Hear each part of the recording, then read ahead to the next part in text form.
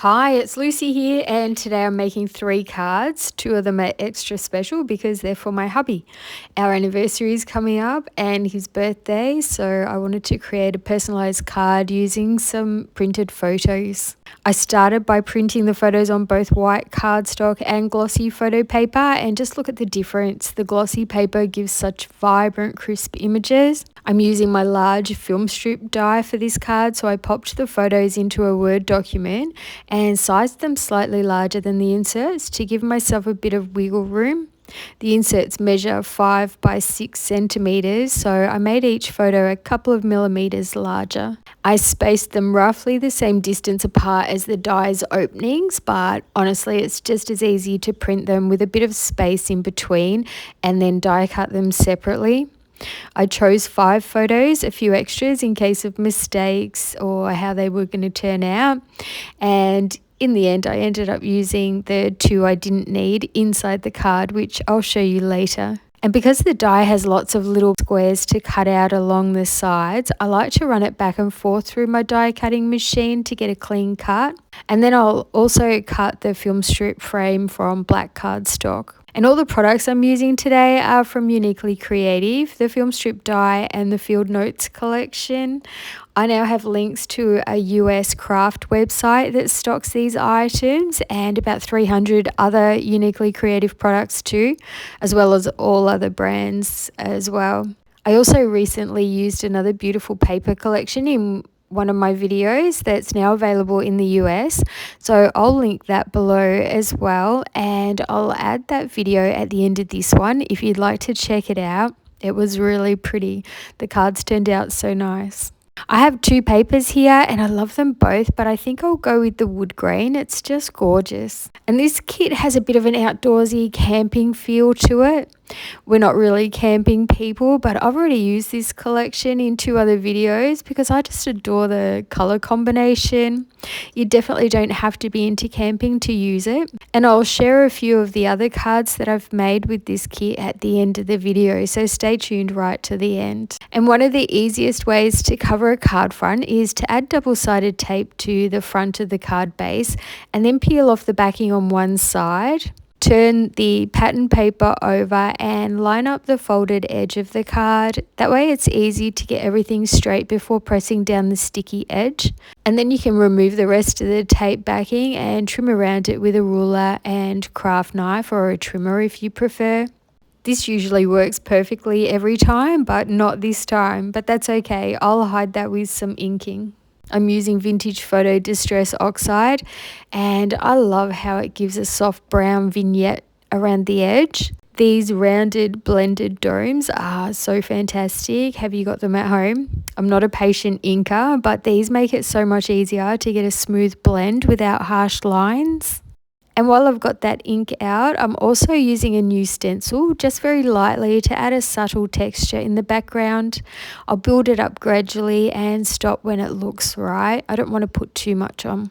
And next I'll flip over the film strip frame and add my photos in date order, securing them with double-sided tape. I wanted to back the frame with white so the side details stand out more and give it a bit more stability. So I've attached it to thick white card and trimmed around it. I didn't love the extra white showing at the top and bottom though, so I'll fix or cover that later. I also printed my personalized sentiments on the glossy paper as well, so I'll cut those out too. I won't give you a recommendation for the glossy photo paper that I've used because I feel like it does fade quite a lot over time, so I'm not sure how long this card will last, but I know hubby will love it. And now I thought this would be enough for a beautiful card, but when I put everything together it just looks so plain. You might notice I was wearing a nice blouse. I was heading out to lunch with a friend, so I decided to step away and come back with fresh eyes. And fast forward to the next day, it's colder and I'm in my comfy crafting jumper and I've got lots of new ideas. So I'm going to add some foam tape to the back of the film strip so it sits up nice and high on the card. I'm not placing the tape too close to the edges though, because I want to be able to tuck a few embellishments behind it later. And then next I'll ink everything with the same vintage photo color ink so it all ties together perfectly. One thing I love about Uniquely Creative's ephemera now is that it's cut right to the edge of the image, so no more white borders like they used to have or like a lot of other brands do, so there's no fussy cutting needed. But that said, I did fussy cut a few extra pieces from the pattern papers because I absolutely love fussy cutting, so just try and stop me. But when the images have really fine stems or delicate edges where I've cut these leaves, it's hard not to leave a little bit of white showing. I just dab some brown ink around those spots as well, and it blends beautifully. And before adding everything to the card, I like to shape the leaves and the other pieces. It gives them more of a natural look. And I use a clean lollipop stick for the smaller pieces, and for larger leaves, I'll bend them gently around the handle of my craft knife or even a pen. I recommend a pen in case you stab yourself with the craft knife, which I have done in the past. And for some leaves, I fold slightly down the middle to make a little valley, then curve the edges back the other way. And don't worry if you accidentally break a little piece while inking or shaping. I do that all the time, so if a little leaf falls off, you can just glue it back where it was supposed to be or tuck it in somewhere else. It's not a problem. And I'll also ink around my printed sentiments to match everything in with the rest of the card. Alright, I think that's everything ready to go. I'll pop some music on now while we put all the bits together and finish off this gorgeous card.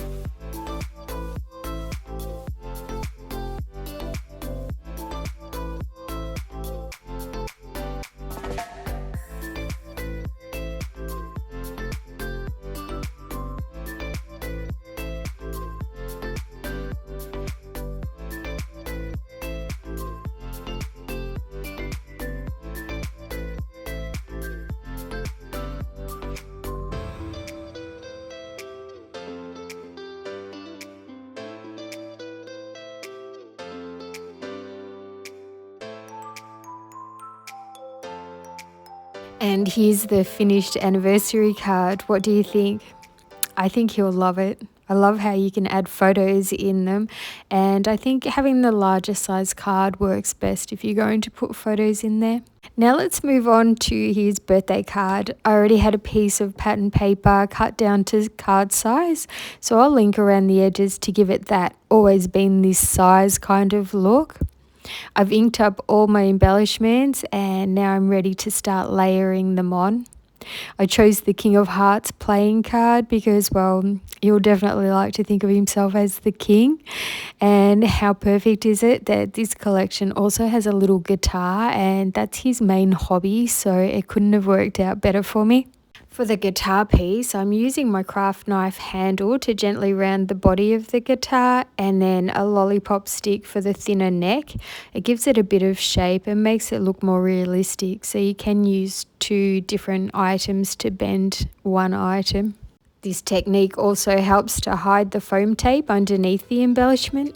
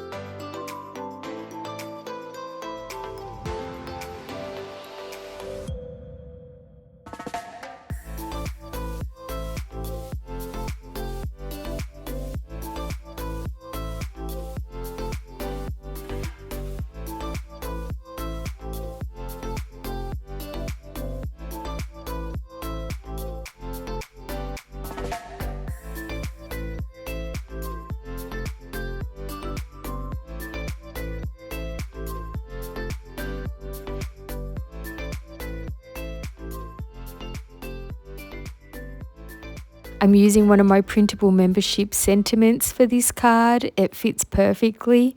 You can always print your own sheets like this, or if you'd like, you can join my channel membership to get my sentiment sheets for free each month, ready to print and use as many times as you like. If you'd like to see what the membership's all about, you can click the join button under this video. That'll simply show you the details and perks like early video access, members only polls, and my monthly printable sentiment sheets. It doesn't automatically sign you up, it just opens the info so you can have a look first. And now here's hubby's birthday card all finished. Now I could have stopped there. They're the only 2 mail cards that I needed, but I already had another piece of paper cut to card front size and I couldn't help myself. I just had to make one more masculine card while I was in the mood. And they're always handy to have in our stash, aren't they? This last one's super simple, but remember you don't need to use the exact same products I've used. Hopefully videos like this just spark some ideas for using what's already in your own supplies. You may have this collection already, but if you'd like to pick up any of these products I've used today as well, you'll find all the links listed below the video. And those are special links that let the company know you came from my channel, and if you decide to make a purchase through them, I'll receive a small thank you from the company. It doesn't cost you anything extra, but it really helps to support my channel so I can keep creating these videos for free. So if you do use them, thank you so much. It truly makes a difference, and I know that you'll get really gorgeous items because I only ever recommend things that I love. Before we wrap up, I have to share this little story. I saw a post in a Facebook craft group where someone had shared a photo of a bunch of PET tapes and didn't know what they were for.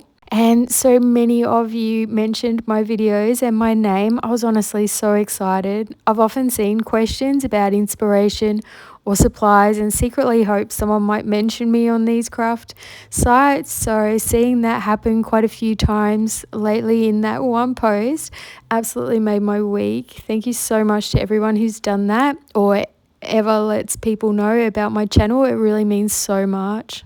So let's take a close-up look at the 3 cards that I made today, and I've got a few more to share at the end of this video too. Some of them might look familiar if you've seen my other tutorials, and some may be new to you. And an anniversary card isn't complete without a love heart, so I've added a little gold one on the front, and as I mentioned earlier, I've included the 2 photos I didn't use on the front inside the card. Since it's quite a large card, I don't mind them taking up some of the writing space. I may even add a few embellishments inside as well. What did you think of these cards? Did you get any new ideas from watching? If you enjoyed the video, please give it a thumbs up. It really helps my channel. And I would love to know if you had a favorite card or if you've ever added photos to a card front like this. As always, you'll find links to all the products I used in the description box below, and if you're not sure how to open it, just click on the word more and there'll be an example coming up in a moment, and you'll find all the links and any other important information there. And if you're watching on TV, I've popped the QR codes on screen, 1 for Uniquely Creative and 2 for the US craft website that now carries their products, just in case you'd like to check them out. A big thank you to all my wonderful channel members for your support each month. Keep an eye out for November's sentiment sheet. It's Christmas themed and will be posted this Saturday. You'll see a thumbnail on screen now for my other recent Uniquely Creative video. That's the one with the beautiful girly collection where I made 11 cards. So if you love Uniquely Creative products, I think you'll really enjoy that one too. Thanks so much for watching. I'll see you in the next one soon. Happy crafting and bye for now.